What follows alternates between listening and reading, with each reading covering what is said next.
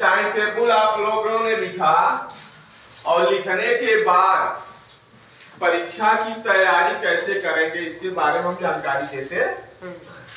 ठीक है। और जहाँ पर जिसके समझ में नहीं आएगा वो मुझसे पूछ ही लेगा। ठीक है। ठीक है। आप खड़े क्यों हैं? आप बैठ जाइए। तो इसके क्रम में परीक्षा शब्द लिखते हैं। परीक्षा शब्द ऐसे ही होता है ना। हाँ।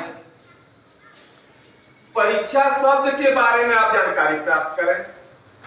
पर अधन इच्छा,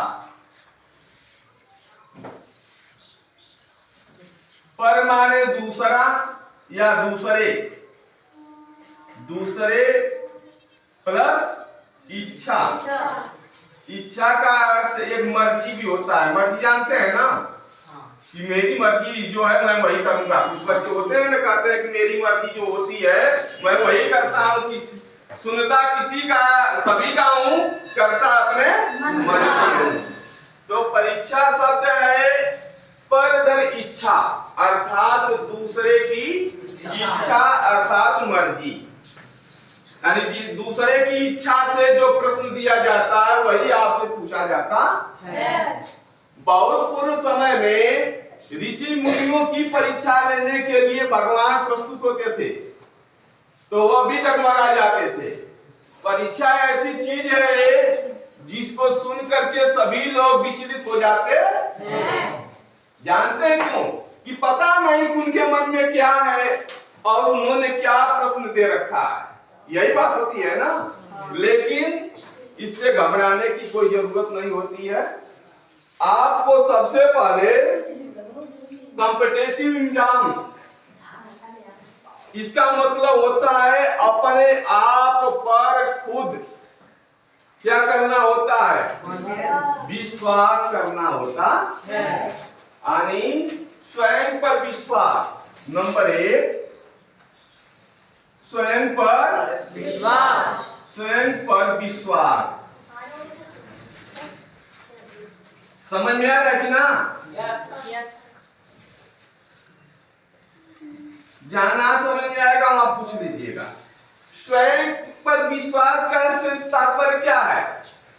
यानी पहले आपको खुद को तैयार करना होगा परीक्षा देने के लिए।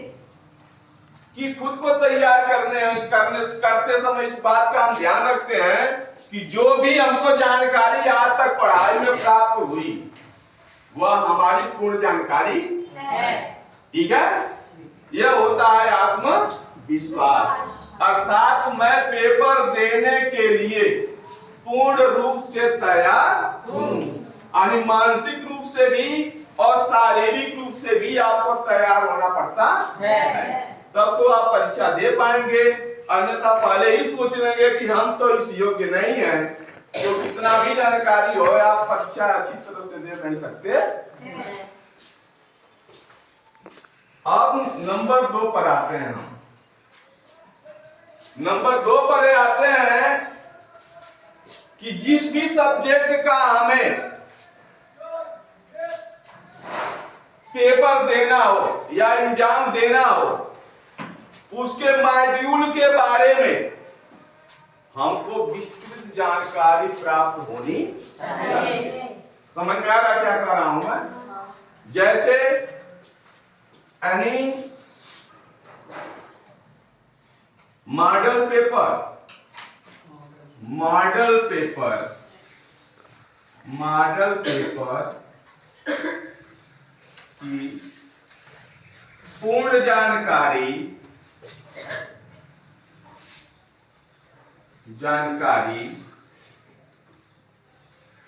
प्राप्त होनी चाहिए। पढ़ पा रहे हो ना? जैसे जैसे फॉर एग्जाम्पल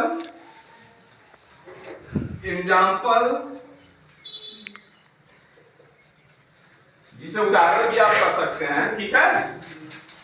एग्जाम्पल में क्या होता है? जैसे सबसे पहले आता है लघु उत्तरी प्रश्न, लघु उत्तरी प्रश्न।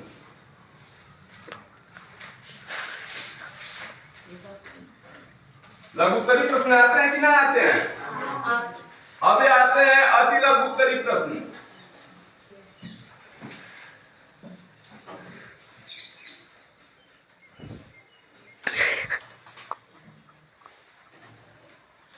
समझ में आ रहा है ना? इसके बाद आता है आपका विस्तृत उत्तरी प्रश्न।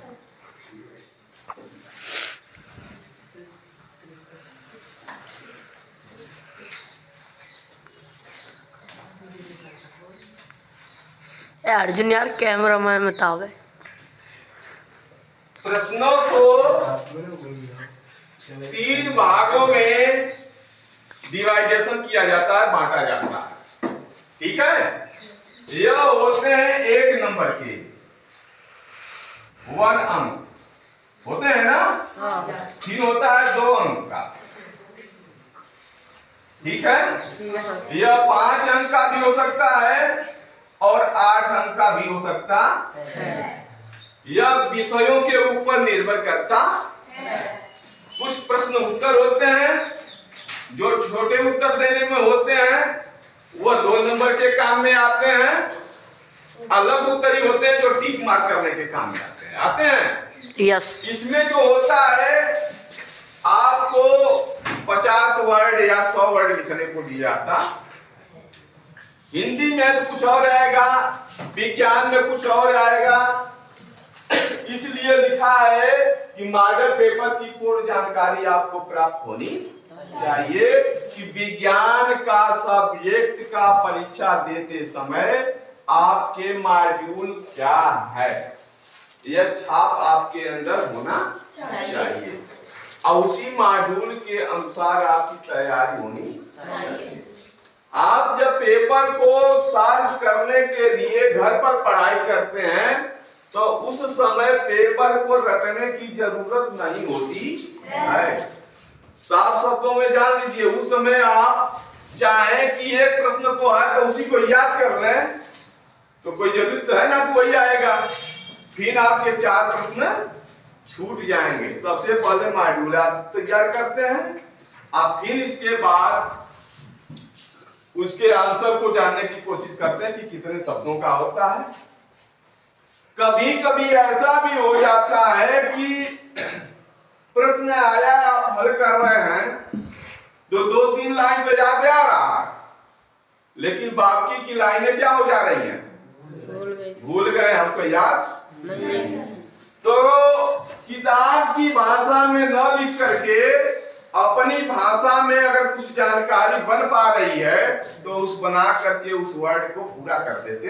अगला देख लो। क्योंकि जो एग्जामिनर होता है, काफी को चेक करने वाला होता है, वह शुरू के ही प्रश्न जो शुरू के जो लिखे होते हैं उसी को पढ़ता है, फिर वह देखता है कि बच्चे ने कितना लिखा है। बात समझ में आ रहा है ना? फिर वह नंबर देकर के आगे बढ़ जाता है। चेक करते समय उसके पास उतना समय नहीं होता है, क्योंकि समय निहित होता है कि इतने मिनट में आपको एक कॉपी चेक करनी होती। समझ में आ रही मेरी बात ना?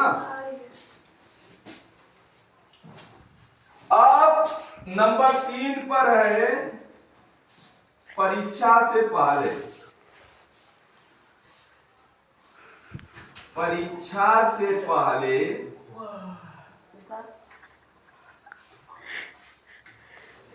तैयारी करने का कार्य योजना। तैयारी करने का कार्य योजना।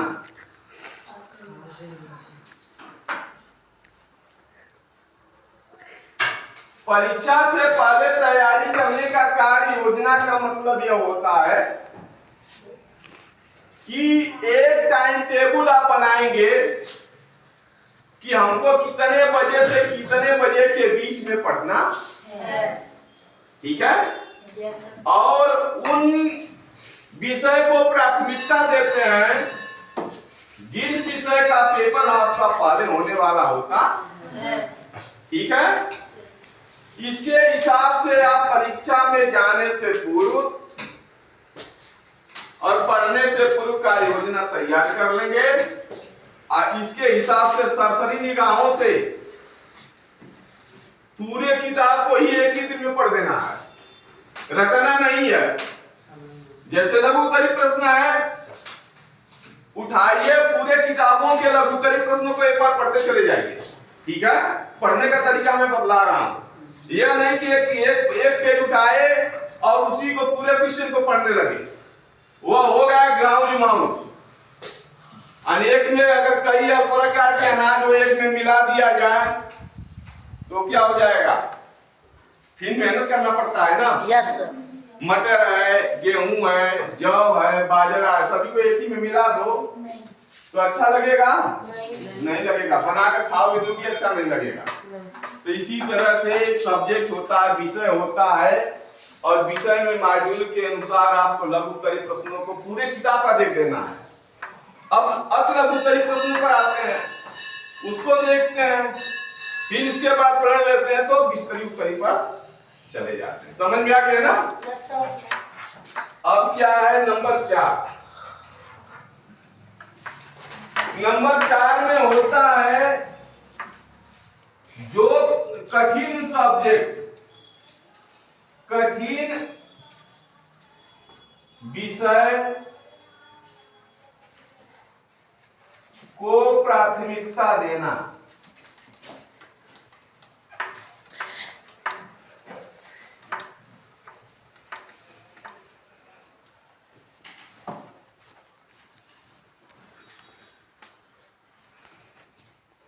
कठिन विषय का मतलब क्या है?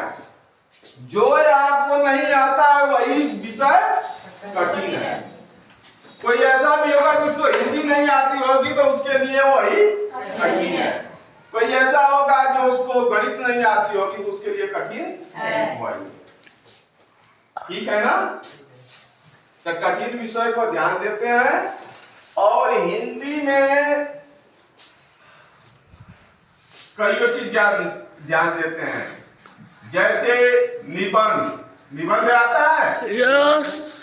निबंध यह बड़े आसानी से सभी बच्चे लिख लेते हैं। ठीक है।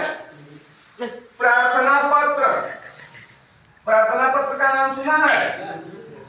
प्रार्थना पत्र। अब इसमें यह भी सब्जेक्ट आ जाता है कि आपको छुट्टी लेने के लिए प्रार्थना पत्र है, या बहन की शादी के लिए प्रार्थना पत्र लिखना है, या भाई के शादी के लिए, या अपनी खुद की शादी के लिए। खुद की भी शादी की पड़ सकती है तो भी छुट्टी लेता है कि ना लेता है, कि बिना छुट्टी के चला जाएगा। तो यह सब होता है। 2 चीज मेन पॉइंट रखिए, यह लगभग 15 से 20 नंबर का आ जाता है। आता है ना? आया 5 से 8 या 10 नंबर तक हो सकता है। हम लोगों के समय ऐसा था, अभी पता नहीं क्या है। ठीक है। पूरा पेपर कितने का होता है? कितने का होता है? 40 का? 50 का टोटल होता है।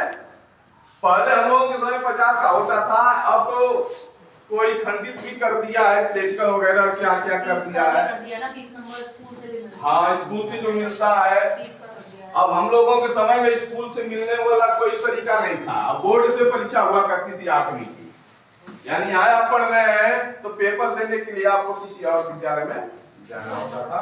तो मानसिक रूप से तैयार होइए और इस तरह से आप तैयारी करिए। ठीक है, आपका